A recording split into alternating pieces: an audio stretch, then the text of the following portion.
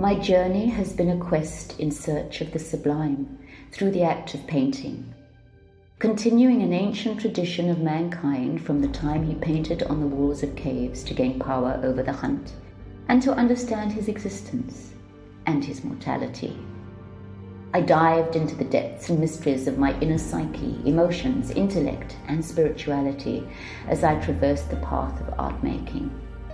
It has taken courage and tenacity to remain focused for over 45 years, a hard taskmaster, yet I have been compelled to continue, despite setbacks, guided by something greater than myself, which enabled me to believe in my pursuit.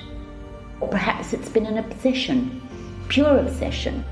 It's irrelevant, as it is what it is, and the body of work exists, the journey made. I was often stuck if I tried to impose too much. I had to strike a balance of allowing, of letting go of control. Thus, each work takes on its own unique form. Nothing is repeated.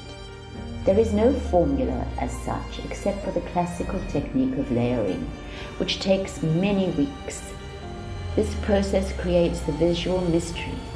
Each fine layer unfolds a deeper level of images and multi-perspectives.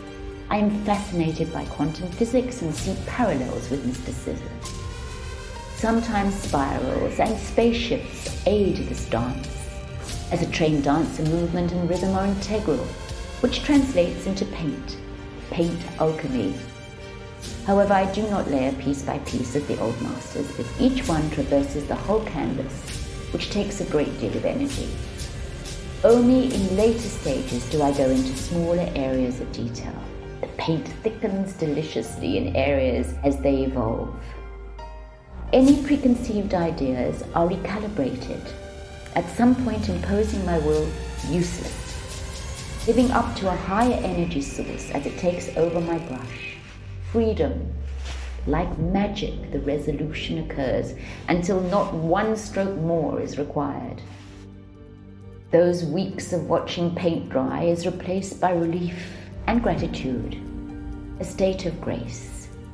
This is the reward of the challenge I set myself.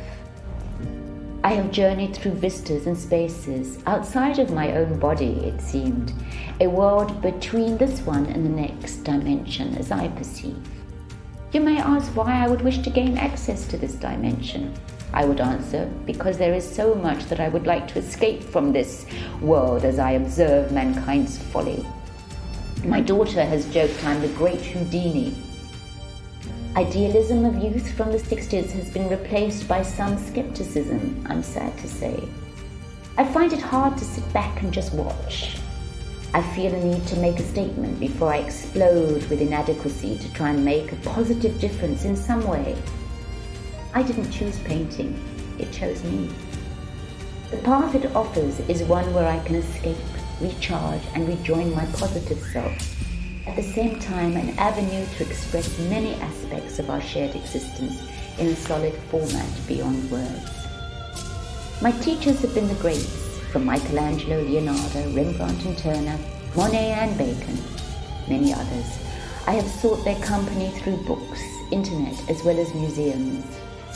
I was brought up in London, an Aladdin's cave of rich diversity from centuries past. It was a cultured environment. As a child, I would visit alone the National Gallery and Tate for hours, and I was blown away in awe of the brilliance before me.